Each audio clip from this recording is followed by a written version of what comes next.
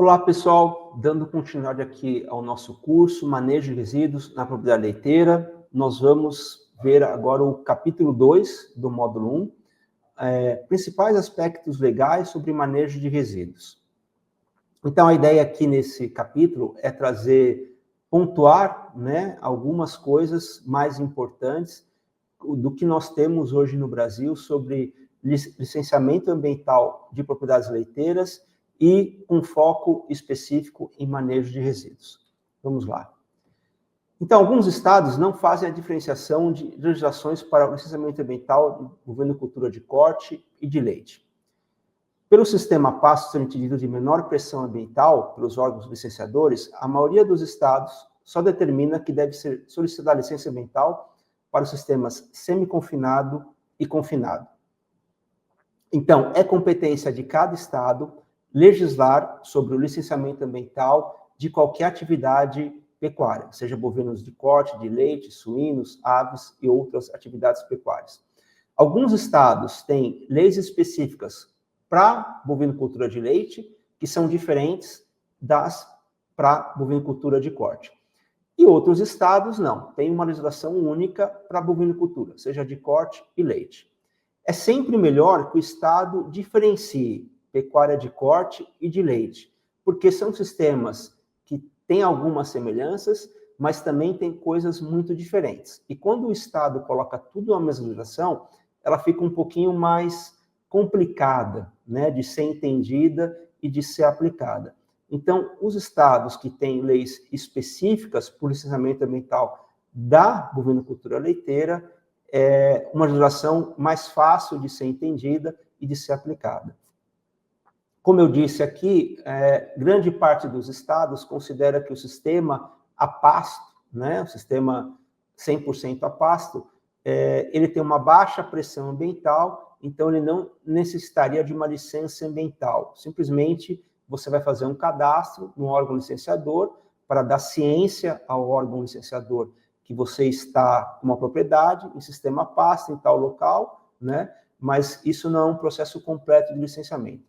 Já para sistemas em semi-confinamento ou confinamento, a maioria dos estados traz que a licença para esses sistemas é obrigatória e o grau de exigência para se ter a licença ambiental, isso também difere entre os estados, e difere principalmente dependendo do porte, ou seja, do número de cabeças que tem esse sistema e do potencial poluidor, que isso também é avaliado pelo órgão ambiental. Leis de licenciamento não determinam tecnologias de armazenamento ou tratamento dos resíduos.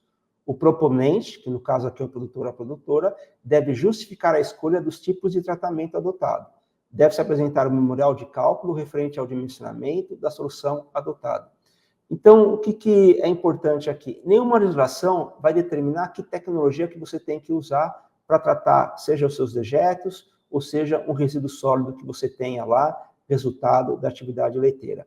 Isso é sempre uma escolha do produtor ou da produtora, que geralmente essa escolha é feita junto com o técnico que o produtor contrata, para encaminhar o processo de licenciamento. O que você tem que demonstrar para o órgão ambiental é que aquela tecnologia de tratamento que está sendo escolhida, ela é viável, ela vai atender às exigências do licenciamento e aos padrões da legislação.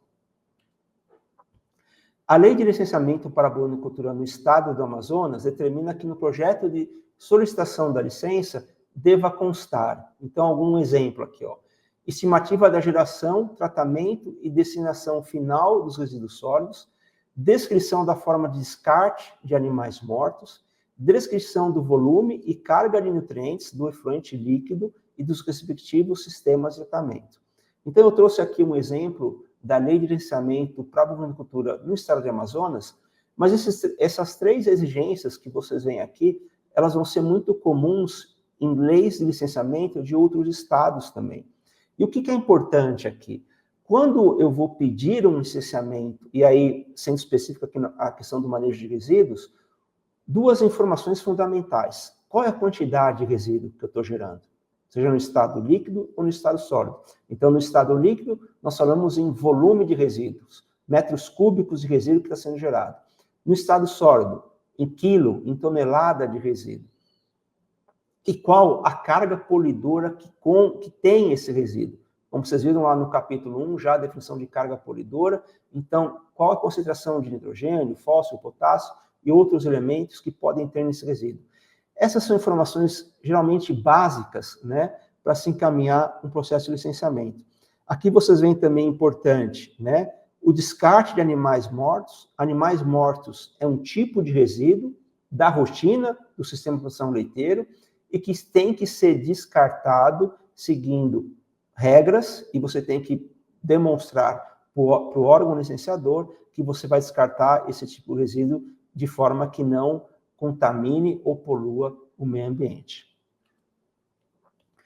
Um outro exemplo aqui, pegando uma resolução que trata sobre o licenciamento de bovinoculturas no estado do Paraná, né? Vocês estão vendo lá no seu artigo 1º, estabelece critérios para o licenciamento ambiental de empreendimentos de bovinocultura confinada e semi-confinada de leite e de bovinocultura confinada de corte. Então, aqui é um exemplo de uma legislação que trata das duas atividades, tanto pecuária de corte como pecuária de leite. Como eu disse lá anteriormente, aqui trata só de sistemas semi-confinado ou confinado. Então, no Paraná, entende-se que o sistema pasto seria de baixa pressão ambiental, que não tem necessidade de ter uma licença ambiental, tá? Simplesmente um cadastro ambiental. Alguns pontos aqui que eu gostaria de destacar, no artigo 18, ó, os dejetos gerados devem obrigatoriamente sofrer armazenamento ou tratamento primário. Após, devem ser encaminhados para tratamento secundário e aplicação no solo para fins agrícolas. Vocês viram lá no capítulo 1, né, que eu disse que sempre vai ser, até o presente momento, comum de nós termos tratamentos primários e secundários na propriedade leiteira para tratar os resíduos. É o que está dizendo aqui a legislação paranaense, assim como, após esse tratamento, esses resíduos estariam aptos para aplicação no solo com fins agrícolas. No seu artigo 20, ó, propriedades de bovinocultura deverão obrigatoriamente implantar medidas para controle do consumo de água e redução do volume de dejetos, tais como instalação de hidrômetros, redução de consumo de água de limpeza, reuso da água, evitar a entrada de água da chuva nas instalações e nos sistemas de tratamento de dejetos. Isso também nos lembra outro conceito que nós vemos no capítulo 1, que é abordagem de final de tubo, que é um erro, que é o que nós não devemos fazer. E aqui a legislação paranaense traz isso de forma muito clara. Manejar o dejeto não é só tratar, é nós atuarmos aí em termos de redução do consumo de água, para reduzir, consequentemente, o volume de dejetos. Então, isso está relacionado a como nós lavamos, né? Principalmente ali a área da ordenha, onde nós vamos retirar esses dejetos. Então, se a lavagem é feita com ou sem pressão, se eu raspo ou não antes de lavar, tudo isso vai contribuir para nós termos mais ou menos volume de dejetos. E é isso que a legislação está trazendo. Eu ter uma visão mais de sistema de produção e que isso é que deve ser feito o manejo de resíduos. E no seu artigo 21, é vedado o lançamento de efluentes líquidos de empreendimentos de bovinocultura em corpos hídricos. Também disse isso lá no capítulo 1, quando nós vemos o conceito de lançamento, né, de carga polidora no corpo receptor, que para a atividade leiteira isso não é uma realidade, porque os padrões de lançamento são muito exigentes. Então, o que é o comum?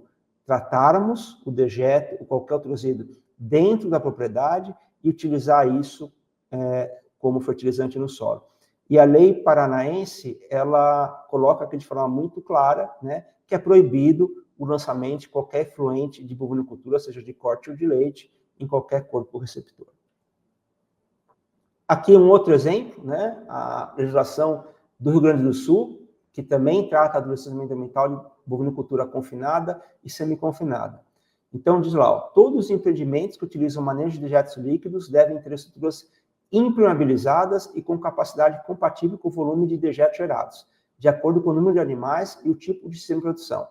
Acrescer os valores em 20% como margem de segurança.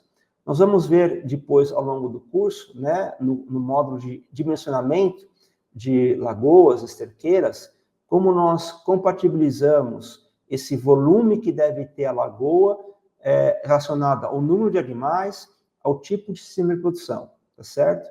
e a lei aqui gaúcha já traz isso de forma muito clara, que deve ser considerado esses preceitos no dimensionamento da lagoa. Apresentar alternativas para o projeto construtivo, de forma a garantir que não haja transbordamento nem formação de crosta nas instalações. Isso também relacionado diretamente às lagoas de tratamento. Então, porque se a lagoa transbordar, isso é um risco ambiental muito alto, então transborda, isso vai escorrer para onde não deveria. E a formação de crostas também é muito comum, né? Nós vemos isso em lagoas, em propriedades leiteiras. Isso pode ter alguma consequência, né, em termos de eficiência de tratamento, isso pode ter alguma consequência em termos de dificultar o manejo, quando o produtor vai retirar o efluente para fazer a aplicação no solo. Então, se a lagoa está com muita crosta, isso dificulta esse manejo, mas é uma coisa inerente a esse tipo de tratamento da formação de crostas, tá certo? É proibido o lançamento de quaisquer resíduos em corpos hídricos, assim como a lei paranaense, a lei gaúcha também proíbe, então essa não é uma opção. E os resíduos sólidos deverão ser compostados em leiras e protegidos de águas pluviais. Então, aqui um direcionamento muito claro do que fazer com os resíduos sólidos, né? Porque sempre na atividade leiteira nós vamos ter uma fase líquida, que geralmente é a lavagem, né, das instalações, vai gerar esse resíduo líquido, mas também termos o resíduo sólido, que é quando nós raspamos, né, geralmente o esterco, isso está na fase sólida, e daí o tratamento que nós temos mais à mão para isso é a compostagem. Aqui eu trouxe um exemplo de uma licença que foi emitida para uma criação de bovinos de leite em confinamento em Minas Gerais. Então, o que consta nessa licença? Algumas exigências que, a partir de obter a licença, o produtor vai ter que ter, né? Então, diz lá que é um rebanho composto por 700 cabeças, criado em regime de confinamento, que, para os dejetos, o produtor ele se propôs a fazer 6 tanques de decantação, sendo 1 de alvenaria para a retirada da areia e 5 escavados em solo compacto. A condicionante, apresentar relatórios técnicos fotográficos comprovando a impermeabilização dos tanques de decantação. Então, aqui a proposição técnica, né, que consta na licença e que foi avaliada pelo órgão licenciador é 6 tanques, né, de decantação, sendo 1 de alvenaria e outro em solos compactos. Então, tudo isso já consta na licença e é o que o órgão licenciador vai monitorar, para ver se a coisa está acontecendo conforme a licença que foi dada. Uma condicionante também aqui do órgão licenciador: apresentar projeto de fertirrigação com plano de ART, elaborados com base nas análises dos efluentes e solos, exigidos no programa de monitoramento, contemplando as culturas desenvolvidas e respectiva taxa de aplicação com recomendação agrícola. E daí, o órgão licenciador também traz aqui, ó, no caso do efluente, quais são as análises físico-químicas que vão ter que ser feitas, e no caso do solo, quais são as análises que terão que ser feitas também, para monitorar tanto a quantidade, né, a carga de nutrientes via efluente que está sendo levada para esse solo, como para monitorar o solo, para ver se o solo não está sendo colocado uma quantidade excessiva desses nutrientes, o que essa quantidade excessiva seria risco ambiental, tanto para o solo, como para as águas, como para a emissão de alguns elementos para o ar. Então, tudo isso consta na licença que foi dada para esse confinamento, que está em Minas Gerais, e tudo isso vai ser controlado anualmente pelo órgão licenciador, porque o produtor ou a produtora tem que cumprir com essas condicionantes que estão na licença. Aqui, só para vocês terem uma ideia, né, um resumo de alguns estados, e eu peguei aqui um ponto específico, características que o sistema de armazenamento de dejetos, a esterqueira ou lagoa, no caso, deve apresentar. E vocês podem ver que algumas coisas são comuns, independente do estado, mas algumas coisas são diferentes. Por exemplo, nenhum dos estados determina quantas unidades tem que ter. Como eu falei, isso é uma opção do produtor, ele que vai dizer, eu vou fazer 1, 2 ou 3 lagoas. A impermeabilização, a maioria dos estados determina que deve ser impermeabilizado esse sistema, pode ser impermeabilizado tanto com alvenaria, o que não é tão comum, e o que é mais comum hoje, a utilização de chamadas geomembranas, que podem ser de PVC ou PAD. Então, lá, Rio Grande do Sul, Santa Catarina e Paraná são iguais nessa exigência. Já o Amazonas não determina nada com relação a isso, né? Se deve ou não ter que tipo de impermeabilização. Outra coisa também que é muito variável entre os estados é o tempo de retenção que esse dejeto tem que ficar na lagoa antes de ser aplicado no solo como fertilizante. Então, vocês veem aqui que o Rio Grande do Sul determina um tempo mínimo de 120 dias. Já Santa Catarina, um tempo mínimo de 60 dias para regiões mais quentes e 90 dias para regiões mais frias. Então, dependendo de onde estiver a propriedade, né, isso deve ser cruzado com o mapa climático do estado, para ver se é uma região mais fria ou mais quente. Então, o tempo de retenção vai ser ou de 60 ou de 90 dias. Amazonas também determina 120 dias. Paraná já não determina esse tempo, né? Então, tudo isso tem que ser considerado no processo de licenciamento. Por isso que, como eu falei, lembra lá no início, eu falei que cada estado tem a competência para fazer o seu processo de licenciamento. Por isso que os termos técnicos entre os estados variam, né? E por aí vai, ok? Bom, chegamos ao final aqui do nosso capítulo 2, né? Do primeiro módulo do nosso curso. Aqui tem algumas bibliografias que também vocês vão ter acesso a elas para se aprofundar nessa questão da legislação. Então, sintam-se à vontade para consultá-las e até o nosso próximo capítulo.